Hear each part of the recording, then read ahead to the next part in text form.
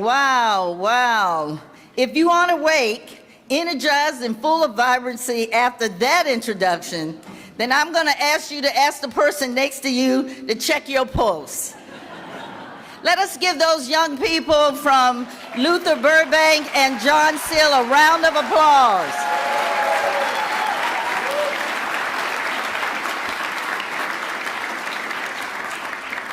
Good morning and welcome to the 2019 State of the City Address. My name is Cassandra Jennings and I'm President and CEO of the Greater Sacramento Urban League. Thank you. It is my honor and privilege to be your MC for today's very special event. We have a great program planned for you today, and I'm sure that it's going to include some reflection, some challenges, some opportunities for the people that live, work, play, worship, and do business here in Sacramento. That's all of us, isn't it? It certainly is. However, before we start, I'd like to take a moment to acknowledge our many elected officials in the room, and that's a good thing. Please hold your applause until the end so that we can make sure to acknowledge them all, and we're not here all day, okay? All right, I'm gonna start with let's start with Eric Guerra, the Vice Mayor, Larry Carr, City Council Member, and if you guys could stand, that would be great. Eric Guerra, Larry Carr, City Council Member, Rick Jennings, City Council Member, Steve Hansen, City Council, Jay Chenier, City Council Member, Alan Warren, City Council Member, and Jeff Harris, City Council Member, and our very own Mayor Pro Tem, Angelique Ashby. In addition, we have Robert Hertzberg, Senate Majority Leader, Jim Cooper, Assemblyman, Mike Gibson, Assemblyman, Patrick Kennedy, Sacramento County Supervisor, Kevin McCarty, Assemblyman,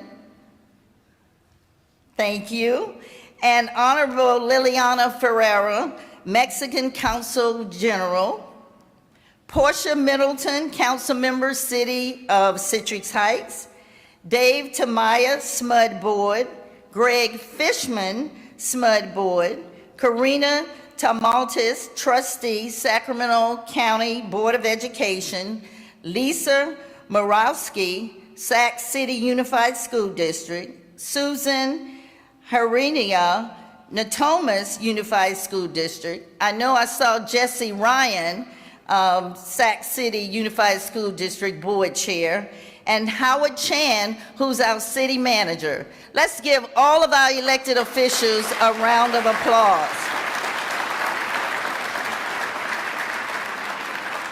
We thank all of you for your service and your commitment to our community. Now, please join me in giving a round of applause to this year's sponsors. You will see them in your program, as well as you've seen them scrolling on the screen. Without them, this event could not be possible. And we thank all of you who are sponsors out there for all of the good work that you do for our community as well. Let's give them a round of applause.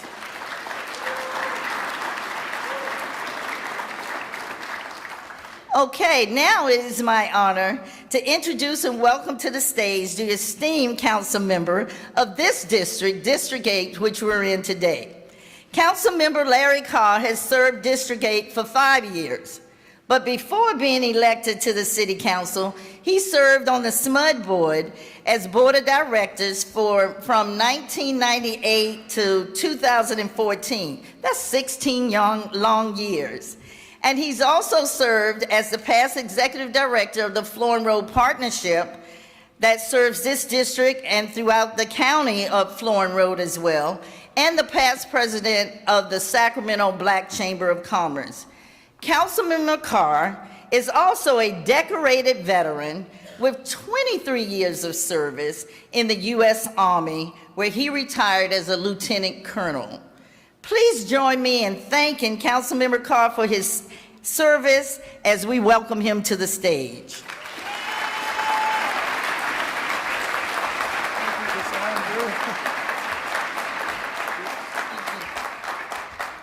Thank you, Cassandra, and welcome to District 8 and to Meadowview and the Sam and Bonnie Pannell Community Center.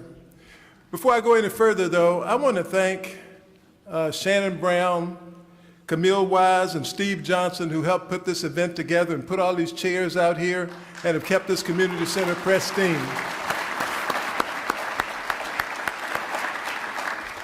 The facility you're sitting in is 23 years old.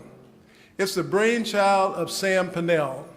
He fought at City Council to get the funds for the then $25 million community center.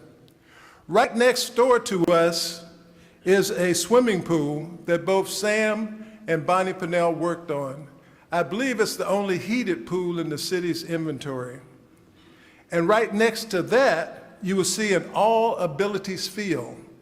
This field was put together by Stan Atkinson, Mike Ubaldi, and Art Savage. They put the money into it, they built it, and they also rehabbed it this year. So take a look at that before you leave the area. You're sitting in the heart of Meadowview. Meadowview has a long and rich history. In 1785, all the land south of 14th Street was open for development. The major arteries that you crossed to get here as you came down 99 or I-5, 47, Fruit Ridge, Florin, Meadowview, are all along the original survey lines of the settlement of Franklin, was the Franklin settlement, and north of 14th Street is the Sutter settlement. Remnants of Franklin are all around. Franklin Boulevard is there. We had a Franklin Villa for a while. We turned it into Phoenix Park and rehabbed that. Franklin High School is down the street. And when you leave here, if you look across the street diagonally, you'll see a 5-acre parcel. That parcel was the original family cemetery for Franklins. For a long while, the Hmong women used it as a vegetable garden. Vegetables really grew there too. Bonnie had the bones exhumed, and now it's open for development. I follow at District 8 some distinguished, iconic figures. Of course, Sam and Bonnie Pannell previously occupied this seat. So did Lynn Roby, and so did Bob Matsui. It has not escaped me that I am following people who have their names on the side of public buildings. No pressure. What's happening now? What's Meadowview like today? First of all, it's younger than the rest of the city, than the rest of the districts. It has a lower average income than most council districts. It's really, really diverse. Angelique Ashby from District 1 will argue with me about this, but Meadowview has 33% Hispanics, and the rest, Black, Asians, and whites, make up about 22% of the district. And believe it or not, African Americans are the smallest ethnic group in District 8. People don't believe that because they've had black representation for the last 20 years or so. But it's actually majority Hispanic, and I thank the Council General for helping us reach, contact, and activate the Hispanic community in Sacramento. Let's give her a hand.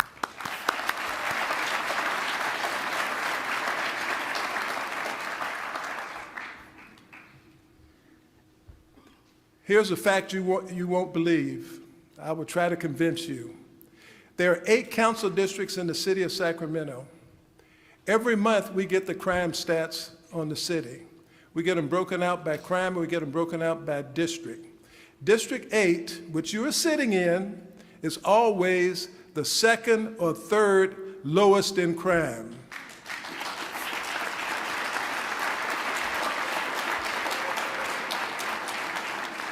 That's month after month, year after year, always the 2nd or 3rd lowest in crime. The reason it's hard to believe is because the way crime is reported in Sacramento, anything south of the American River but north of Elk Grove is reported as South Sacramento. And when you hear South Sacramento, people think Meadowview. And that's why that statistic is so difficult to believe. In fact, Chief Hine didn't even believe it the first time he heard it. He asked for verification on that. Within the last 3 years, we have seen over $225 million of public and private investment in this district. So sometimes our district community members feel like we're being forgotten. We are getting invested, and we're going to get more investment in this district. We continue to work with the nonprofits like Rose Family Development Empowerment to help our citizens better themselves. We continue to support them. We convinced the Air Resources Board to put ride-share electric vehicles in our low-income multifamily complexes. Thank you, Mary Nichols. We open a Boys and Girls Club next week in Laguna. Thank you, John Shirey.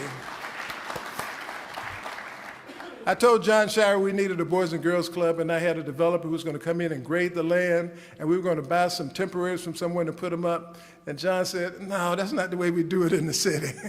So he got the project going, and that Boys and Girls Club will open in a few weeks. This spring, right next door, we open a kitchen. The kitchen will be staffed by professional chefs at the swimming pool. The chefs will teach our young people how to prepare food that they're going to prepare for themselves, prepare for their families, and sell to the community. This year, Meadowview Road will be completely reinvented and redesigned, thanks to SACOG. Thank you, Angelique, you were on SACOG at that time. And also, thanks to my council colleagues, we're starting a pilot project to take down the chain link fences, take out the sod, and put in drought-tolerant, easy-to-maintain landscaping. We're going to beautify our community.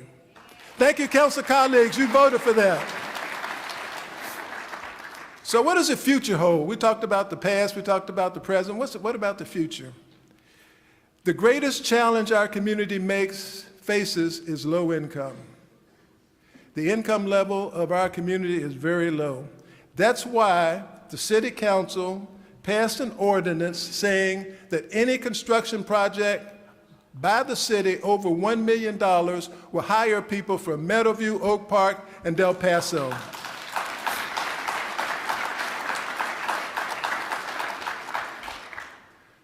Our City Council voted for that 9-0, by the way.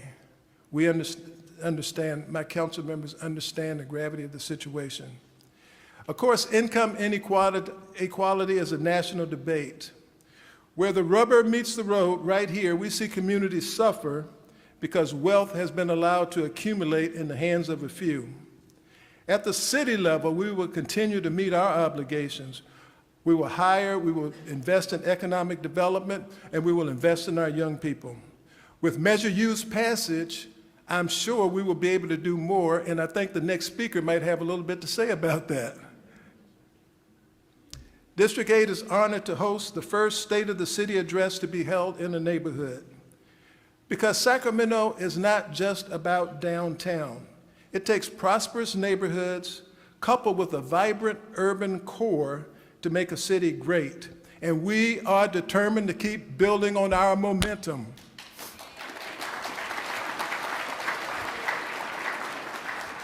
So again, I say thank you, welcome to District 8, and thank you for your time.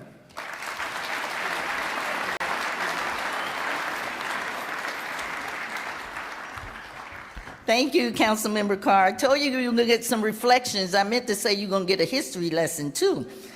But this is important to know, and you'll hear a lot of that throughout our little short time that we're going to be sharing with you today, is the history from where we have come from and certainly where we are going. In 2016, the Sacramento City Council passed a resolution that established the ongoing annual Mort Freeman Legacy Award as part of the State of the City event.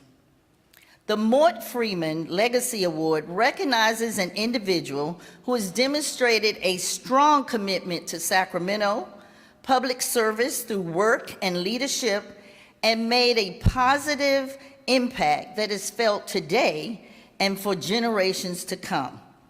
The inaugural Legacy Award was made posthumously to Mort Freeman in 2013 and has been awarded in subsequent years to Joyce Rayleigh Teal, Dr. William H. Lee, Angelo Sakopoulos, and Tina Thomas.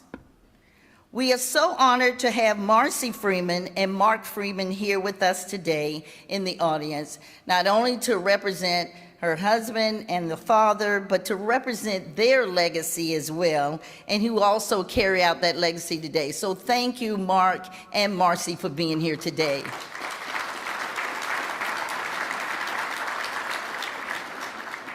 We appreciate all that Mort has done and your family are continuously doing for our community. Now we would like to bring up and welcome Mayor Darrell Steinberg to the stage to present this year's Legacy Award winner. Thank you, Mayor Steinberg.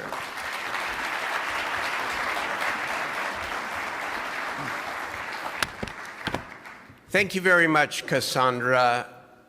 This is a now wonderful part of the tradition of the state of the city in Sacramento. And I want to take just a moment to reflect on the contribution and my friendship with Mort Freeman.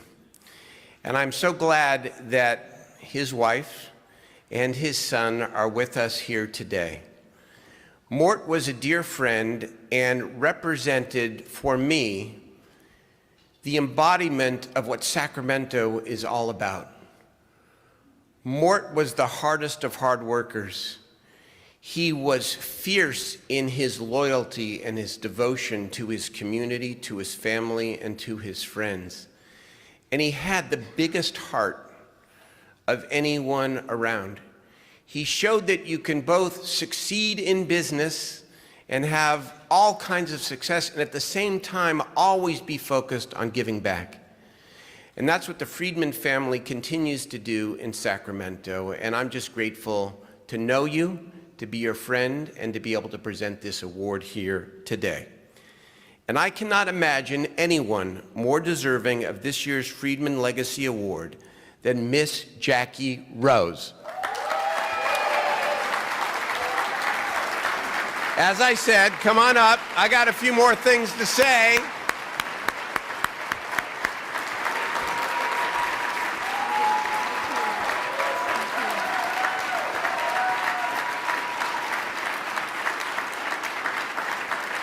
This award, as I said, was created to honor the legacy of Mort Freeman, and again is intended to embody the spirit of someone who believed in Sacramento and in all of its people, and that's certainly Ms. Jackie. She is not someone you see in the headlines too often on television news, but that's only because Ms. Jackie and her colleagues do the work without show, behind the scenes. She has helped educate and enrich the lives of 3 generations of children in Meadowview. Thousands of local residents have attended her after-school summer academic arts and music programs. Neighborhood Arts, this is the leader here. The Freedman family, of course, has always been there to support the arts in Sacramento, leading the way on the Crocker, but so much more. Ms. Jackie, too, has played a pivotal role, one child at a time. She has seen the remarkable change in kids who are given a chance to express themselves creatively. Grades improve, behavior improves. Today, that was her kids who performed for us in their drumline. 50 others from John Stilcade and Luther Burbank High School are taking video and conducting interviews here today as part of the State of the City address. You were able to purchase the state-of-the-art equipment because of the $50,000 Rails grant from the city, so thank you to my colleagues on the City Council for helping make that happen. And if all that was not enough, Ms. Jackie's organization is the Meadowview incubator for the Black Child Legacy Campaign. Her office on Florin Road is a one-stop shop for families in need of services ranging from mental health counseling to finding housing. Thank you, Ms. Jackie, for your humility, for your devotion, for never forsaking any child or any neighborhood. You are a hero to us here in Sacramento. I want to present you not only with the award, but I thought I had a key to the city as well. Ms. Jackie Rose, here we go. Thank you. Thank you very much, Mayor Steinberg. First, I want to thank the Freeman family for their generosity and recognition for the work I have done for this community for many, many years. The Mort Freeman Legacy Award means a lot to me. I will be forever grateful to you and your family. Thank you so much. I would also like to thank Mayor Steinberg and his staff for listening and fulfilling a promise to a community that sometimes has been forgotten. In honor of Black History Month, I stand on the shoulders of two giants, the Honorable Sam and Bonnie Pannell, now our ancestors. I committed to both of them many years ago that I would continue to carry out their legacy in South Sacramento. Their legacy can be seen, as you heard earlier from Councilmember Carr, through this community center that you sit in today. The Delta Shore Shopping Center, I remember Bonnie getting my kids from Phoenix Park to help design those businesses over there long ago. Phoenix Park Apartments, which is truly my love. I love that place. I love those people in that community, formerly Franklin Villa, and bringing light rail to South Sacramento. All of these projects that have been vital to the improvement of the quality of life for many of the folks that had lost hope has made a big difference. Their legacy will live on. Sam and Bonnie's legacy will live on in me, and I will pass it on to the next generation. No one does this kind of work without a supporting cast. I would like to first thank my husband, who no one hardly ever sees, plays a very important role just making sure that I'm supported in this work. He oftentimes tells me that he will not get in the way of the work that I do because he will get struck by lightning because this is God's work. And he knows that. Okay, I would also like to thank my dedicated and committed family members and staff. I have such a dedicated and committed staff. We work long hours, and they are right there beside me working those long hours to meet the needs of the families here in South Sacramento. A great deal of our agency success begins with commitment and hard work. Our motto in the Rose Family Creative Empowerment Center with our young people that we serve, over 1,000 a day in all of the schools that we run elementary school, is hard work pays off. If you ask any of them, they will tell you that motto because we recite that motto in all of our after-school programs. Nothing in life is done without some hard work. I would also be remiss today without mention of the Clark family, who is here today as my guest. Stephon is sitting over there. I just want to say I admire their resilience and their commitment of the healing of Meadowview. Thank you very much to the Clark family.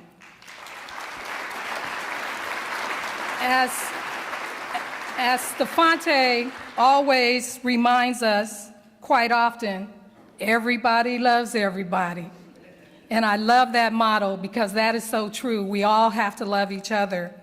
And then I can't stand up here without all of you please making sure that you take an interview with our talented young folks that are trying to do the multimedia project that the rail grant offered them at John Steele in Burbank. These kids are so talented. They just need a chance to show what they have. And so I would just like to thank all of you today, and thank you again to the Freeman family for this award. Thank you so much. And here is your key to the city. You're wonderful, Jackie. Thank you.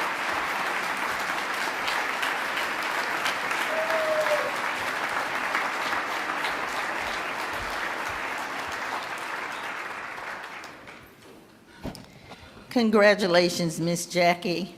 I know I had the pleasure of working with you with SHRA for many years in Phoenix Park and South Sacramento, and you just do great work. There's no other person that I could think of that would be warranted for this award today, so congratulations. Now, for the part that we've all been waiting for.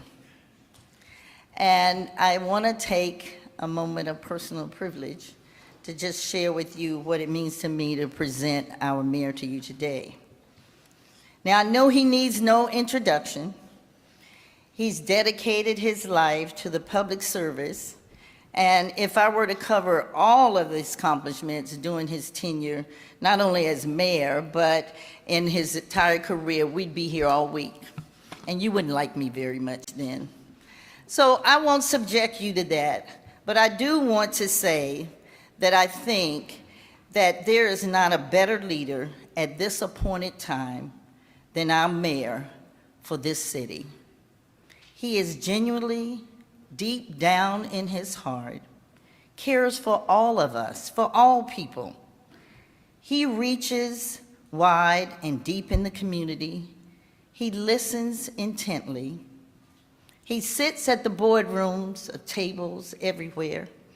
He brings resources, and he walks the talk for action time after time after time.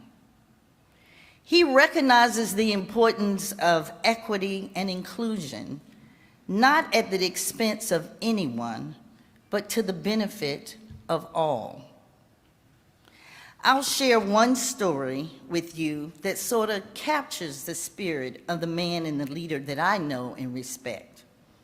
I want to take you back because you've already had some history lessons. I go way back to his humble beginnings as a public servant, as a council member in District 6 here in Sacramento.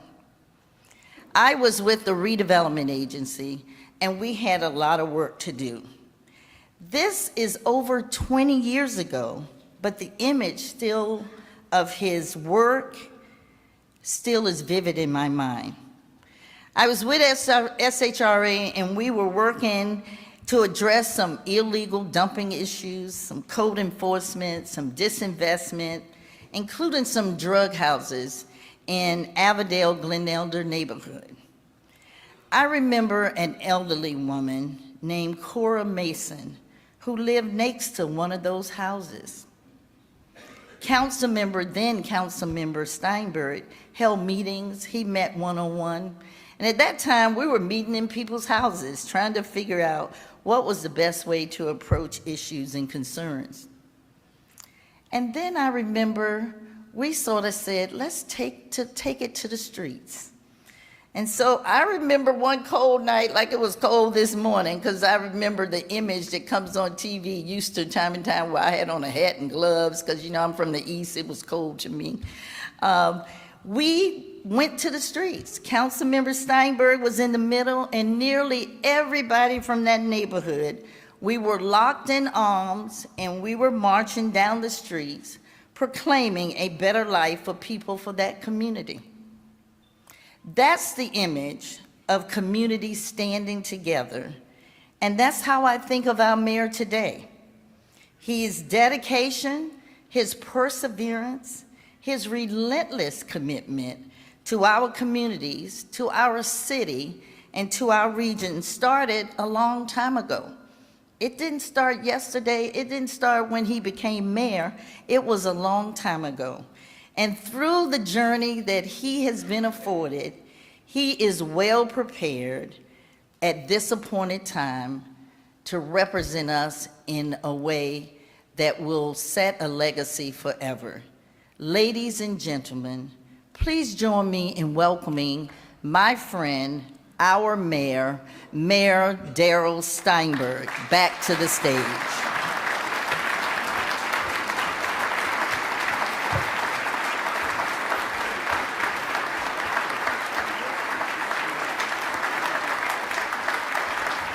Thank you.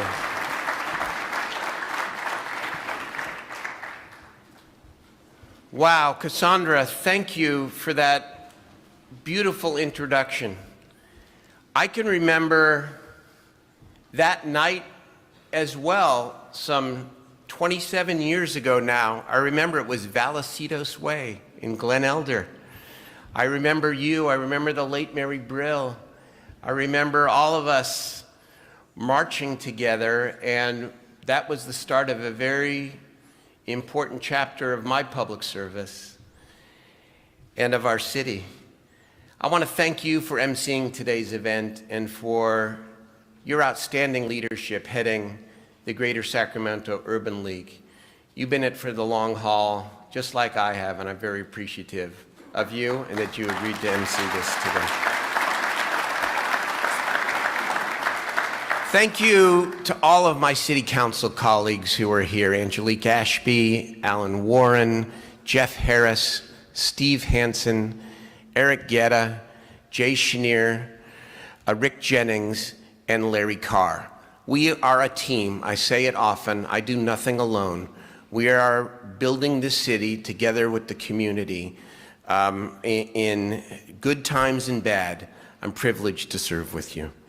To all of the other elected officials and appointed officials who are here, the assembly member and school board members and county supervisor and Ambassador Ferrer and school board president Ryan and all of the other officials, and Jorge Aguilar is here, I see, our superintendent of public instruction in Sacramento, and of course to the city manager.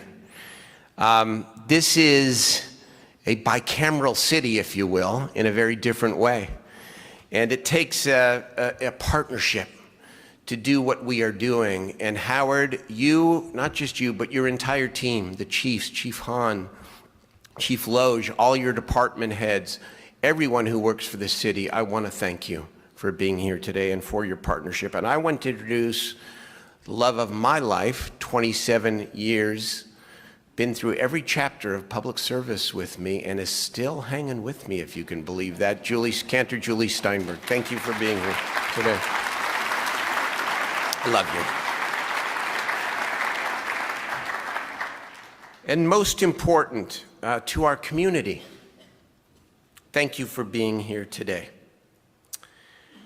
I remember in my early days on the city council in the 1990s, watching Sam and later Bonnie Pannell fight for their district, and in particular for Meadowview. In their own unique ways, they insisted that our city cannot, must not, have some neighborhoods with all the amenities and opportunities, and other neighborhoods with virtually nothing.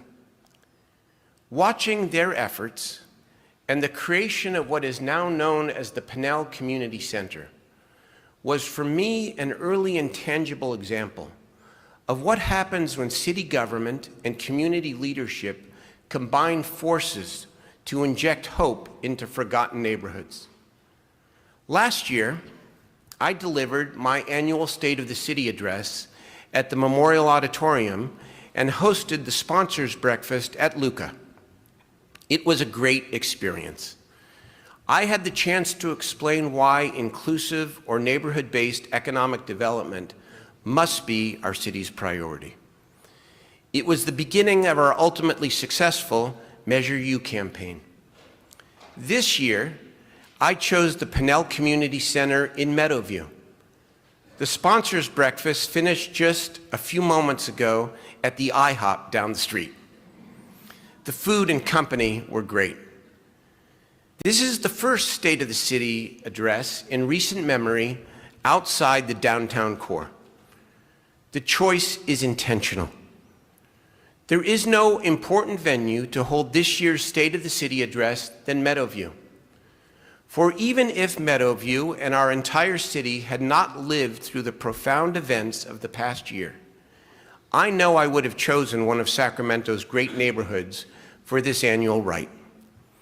What I speak about today is not just about Meadowview, but all the Sacramento neighborhoods that rightfully demand our attention.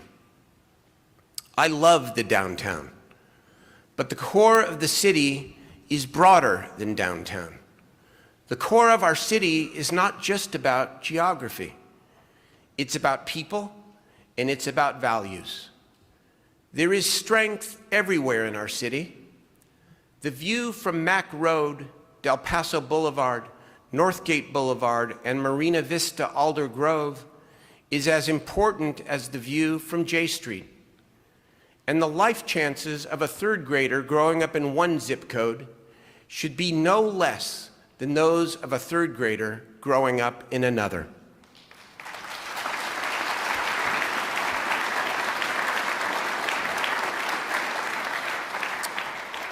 Traditionally, this speech is an opportunity to lay out all the great achievements in our city and many more to be accomplished. The truth is, there are many things to celebrate about the last year and the arc of our changing Sacramento. You know what they are, and we fought hard to achieve them. Thank you for those victories. But this would not be an honest speech about the state of our city if we did not today, in this place, at this moment, talk about race, peace, justice, and the death of Stephon Clark. The shooting of Stephon Clark, less than a mile from where we gather this morning, did not create this moment, but it undoubtedly intensified and elevated the movement by ripping open deep wounds in our past. How do I, as your mayor, give voice to the pain that is so real and so raw in our community? How do I, as a relatively privileged white man, let my suffering community members know that they do not suffer alone, that their elected leaders are genuinely committed to change? How do I step into your shoes? I start by saying and meaning the only thing that I know matters to Stephon's family and many in our community. I am deeply sorry for what happened to Stephon. I am deeply sorry for the pain that will always be with you. The outcome was wrong. He should not have died. I struggle with the right words and how to speak to the entire community. I listen to Stephon's family and the community say that this has happened too many times, and they are right. Undeniable fact. Even when our young African-American men don't die, their mothers and grandmothers and aunts and friends often fear for their lives when they walk out the door. Undeniable fact. Too many law-abiding young African-American men experience many of their interactions with law enforcement in hostile and negative ways. Undeniable fact. Many African-American parents do in fact teach their 16-year-olds to hold the 10-2 steering wheel position when they are pulled over. Show your hands. I never would have thought to mention such a thing to my kids when they learn to drive. I do not intend to make what I say next some political balancing of the scales or attempt at moral equivalence. Our police officers put their own lives on the line. They and their families live each day with the fear of not knowing whether they will come home alive. They confront real crime. They protect our neighborhoods from gangs and robberies and home break-ins, and help people who are having a hard time with addiction, mental illness, and simply surviving. I have seen it. At the same time, the vast majority of our young people in Sacramento are working hard and are doing the right thing. Yet some younger people of all races act irresponsibly and disrespect themselves and their communities. That's true too. I can sit down with a justifiably traumatized African-American mother and a young police officer an hour apart, telling their side of the historic divide, and my head spins. One's experience does not invalidate the other's. Who is right? What is right? Can't we find better ways to listen, to protect, to help each other heal?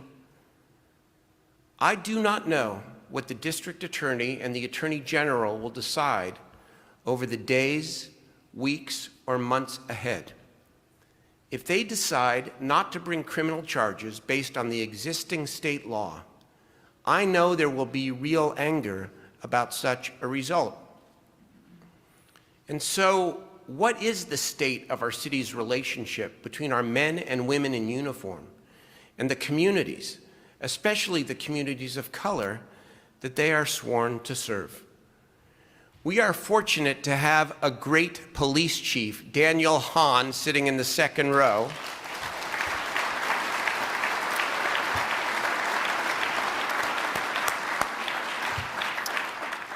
Who was born and raised here in Sacramento.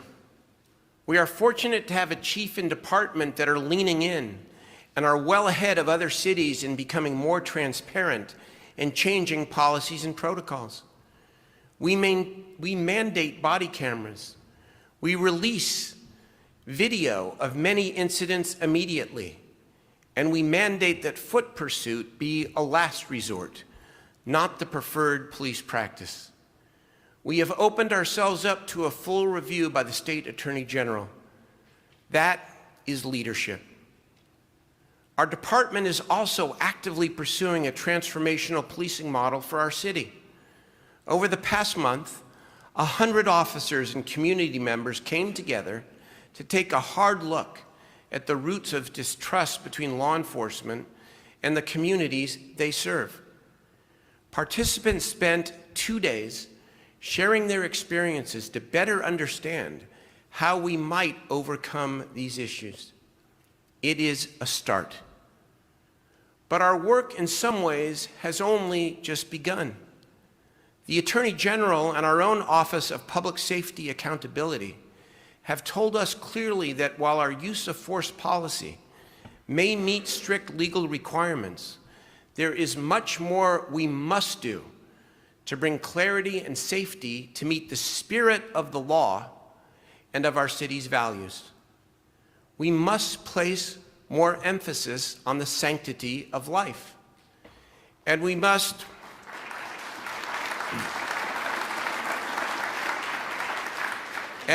ensure our police response is not disproportionate to the suspected crime.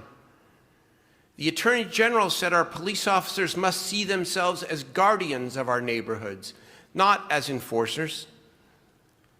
How will people react on that day, knowing that our department is miles ahead of neighboring law enforcement agencies, but still far from where we need to go? I hope and pray and work for peace and nonviolence.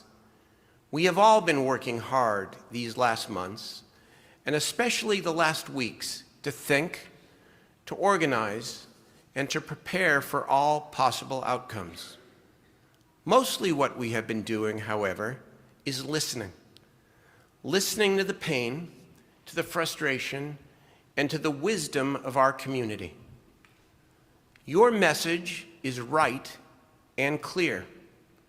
To focus on peace without addressing justice would be a grave mistake. To try to contain the community's anger would be a worse mistake. Nonviolence does not mean inaction. Peaceful protest is not a problem to handle, but a right to embrace. We do not need to contain. We must instead lead. The best chance we have for peace is for people to know and see that we mean to change what must change. The truth of modern-day police officers is that they both put their lives at risk and they have an awesome power to take lives. As a community and as a country, we have an obligation to insist that this awesome power be tempered with wisdom, justice, and humility. Where that power is exercised fairly, the officers who serve selflessly and humbly every day must be lifted up and celebrated. Where they exercise that power harshly or unfairly, we must hold them and ourselves accountable. Where state laws must change to reflect the difference, I strongly support changing those laws.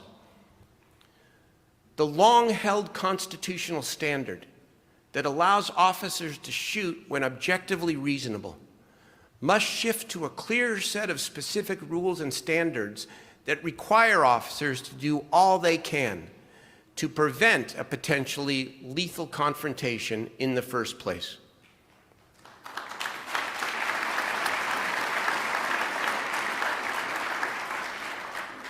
Our city must push to the front of the nation on transformative community policing, restorative justice, continued transparency, and accountability for all we do.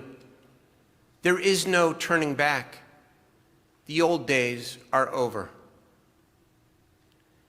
Yet, if we stop at the intersection of law enforcement and our community, especially our communities of color, we are stopping too soon.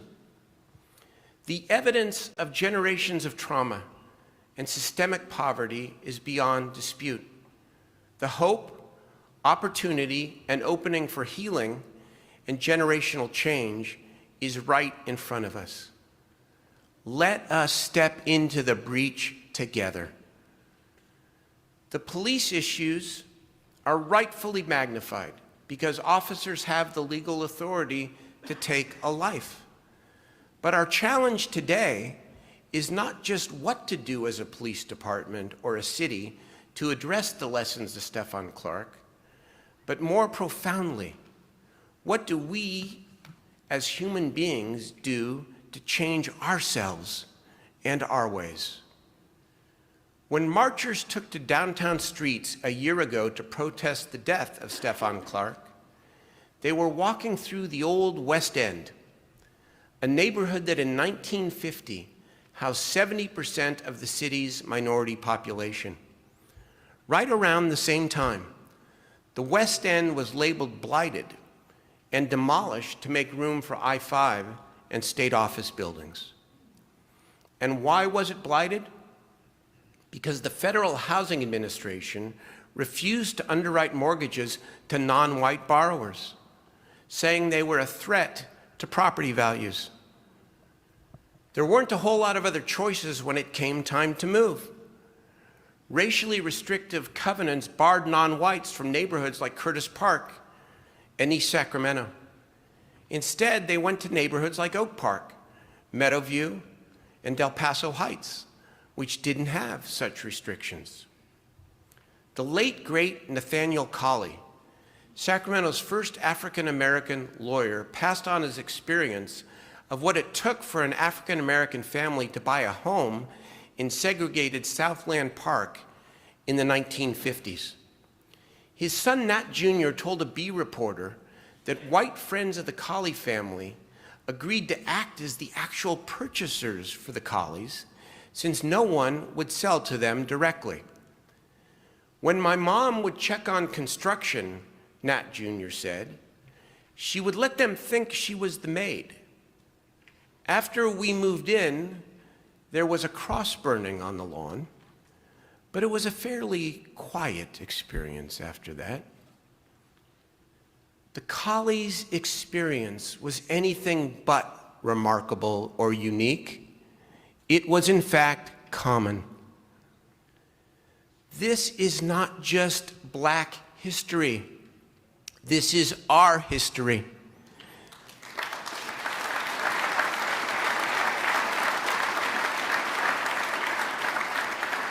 Our shared history. We must acknowledge the past and learn from it so we can avoid repeating it. Sacramento lives with these historic wrongs today. Inequities have persisted in many forms over the past half-century. In the mid-2000s, subprime lenders aggressively targeted minority homeowners with high-interest loans, even if they could have qualified for lower rates. When the recession hit, thousands of our people lost their homes. The percentage of African American families who own their homes in Sacramento County was cut in half and now stands at about 25%, the lowest rate in a century. Today in Sacramento, our communities of color are starved for real investments, new and expanded businesses, new jobs, and not just social services. And it's not just the African American community that demands our attention. Other communities of color face similar challenges, and in many more Sacramento neighborhoods than just Meadowview. 70% of the children in the Sacramento City Unified School District are poor enough to qualify for free breakfast and lunch. That says it all. Our youth deserve not only more weekend and after-school activities, but also clear pathways to high-wage jobs.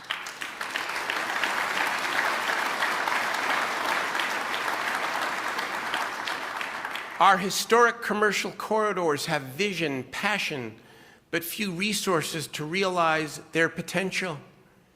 We have this incredible energy and some new resources around art and culture and bringing back arts to our schools, but so little funding to make arts and culture a centerpiece of our neighborhood movement. Start with the basics. This impressive facility that Sam and Bonnie Pannell fought so hard to build is closed on Tuesdays and Sundays and only open until noon on Saturdays. Spending on youth programs was slashed during the recession and remains more than 25% below 2006 levels. Heroic nonprofit leaders have stepped in. Here, of course, in Meadowview, you met Jackie Rose. The Rose Family Creative Empowerment Center, led by Ms. Jackie, this year's Freeman Award winner, educates hundreds of children in after-school and summer programs in our public schools. It runs that drumline and choir. It helps struggling families of all ethnicities find housing and overcome tremendous obstacles. Many neighborhood kids and even some of their parents had never seen the ocean before going on a field trip to San Francisco with Ms. Jackie. As she likes to say, whatever someone else deserves at a high level, this community also deserves it.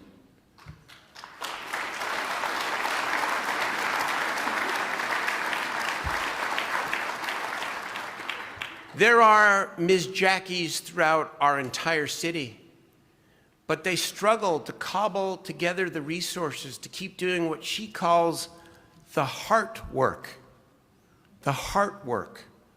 of serving the community. When I think of Meadowview, I think of Ms. Jackie and of hardworking families. But that is not the image of Meadowview that our society necessarily sees. A Google search produces results heavy on crime, including the headline for a TV story entitled "The Lost Boys of Meadowview." It must not be this way. As I said almost a year ago, when I launched our campaign for Measure U, great cities leave no one behind.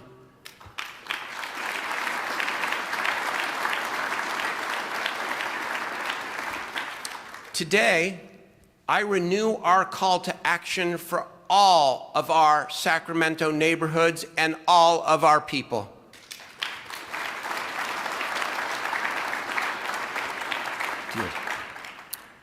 Last November, 57% of Sacramento voters chose to add 1/2 cent to their sales tax. Though the voters passed a general tax, I campaigned clearly and energetically as your mayor to make the signature focus of these new resources transformational investments to change generational poverty. Some rolled their eyes. Many thought it would never pass. Just like homelessness, I do not pretend that one measure, or one mayor, or one city can fix all of society's ills. But there is an equal truism on the other side. If we do not insist on equity, if we do not put real resources where our beliefs and our values lie, then we will relegate more generations of people to lesser lives than they deserve, and we can't do that.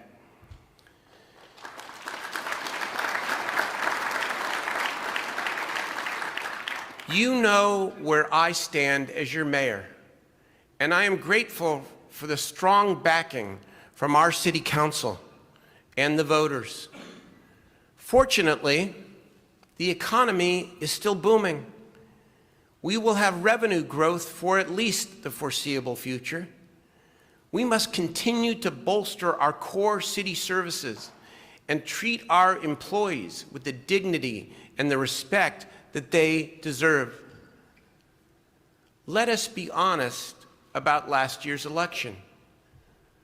But for the rallying cry to invest in growing a modern, inclusive economy, the city undoubtedly would have sought to merely renew the old Measure U at 1/2 cent. Our obligation to follow through on what we campaign for is crystal clear to me. For at least the first 5 years, I call for the lion's share of the second 1/2 cent to Measure U to be invested directly in economic equity in our neighborhoods.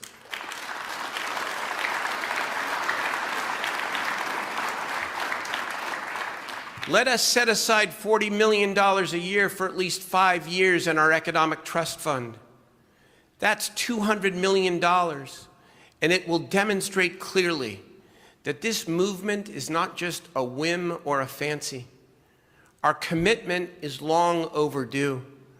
Our commitment is real. Our commitment is right. Through our soon-to-be appointed Measure U Advisory Committee and the expert advice of a broad and diverse investment committee, the City Council will have the ability and the capacity to partner with the private sector, our other public sector partners, and most important, with our community to boldly invest in all our Sacramento neighborhoods. No more young people's lives sacrificed to the old excuse, we just don't have the money.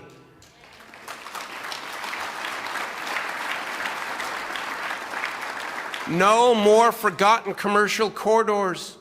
No more lack of resources to address our affordable housing crisis. No more lack of capital to help start or grow neighborhood small businesses. No more wishing we could attract more Fortune 100 employers like Centene. The old days of wouldn't it be great are over in Sacramento. This $200 million plan will still leave $10 million a year from the new 1/2 cent, plus $50 million a year from the current 1/2 cent, plus all the revenue growth, plus the significant anticipated revenue from our emerging legal cannabis industry to both enhance core services and to maintain healthy reserves. Providing public safety, police and fire, and other core services is still the most important function of any city. But we can only enhance those core functions for the people if we are committed to building a real and a broad tax base. Building up all our neighborhoods is good for all of Sacramento.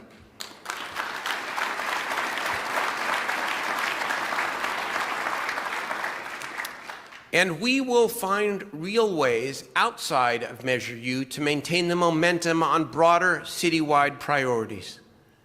We have $40 million of new money to transform Sacramento's waterfront because of the efficient way we manage the convention center and community center theater expansions. Sacramento can, in fact, have it all. There is the state of our city as I see it. We gather in the middle of winter. The days are short. Spring feels like a long time away. We may have some difficult days ahead, but we have a choice. Sacramento's next days and months must be a tipping point, not a breaking point. Spring promises renewal and new hope. May Sacramento experience peace this spring and in all seasons. May we always show our love for one another. May we grow our fierce devotion for all our neighborhoods and all our people. And may we back it up with action that inspires our wonderful city and generations to come. Thank you very much.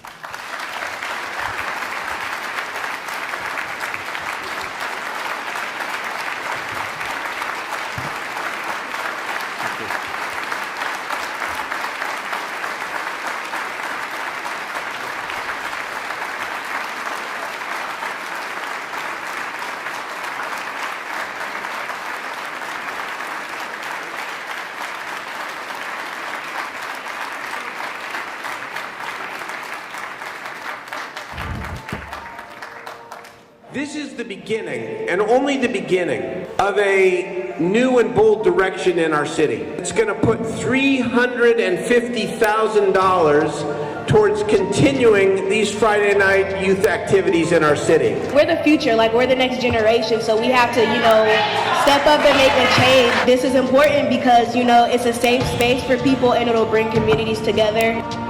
I grew up in Sacramento my whole life, from this neighborhood, Oak Park. I love my community. Sacramento it's a good place to be. I've so far liked the 16 years I've been in this city. It's like how my background makes me look a certain way. The background in Sacramento also makes it look a certain way. I need more programs from the city. It would be great to have more mentors in our community. I feel like we need in our community to have more teen and children events. More opportunities like this or more open gyms to keep kids out of trouble. I feel like it should be more activities for girls in particular, because usually they only have basketball. I would like to see more of special education services for autistic, Down syndrome. If I wasn't here, I'd probably be out at home, watching TV. What would I be doing on Friday night? I'd be in the house sleep. I think Sacramento will be a lot better than it was 20 years ago. Hopefully it'll be a lot better than it was today. It can be a place where everybody wants to come, they hear good things about it. They're like, oh, Sacramento, I want to go there, I'm thinking of becoming a teacher when I grow up. I like to be cook, chef, culinary. Be a nurse at UC Davis. So it's I don't know what I want to do, but I know I'm going to be successful.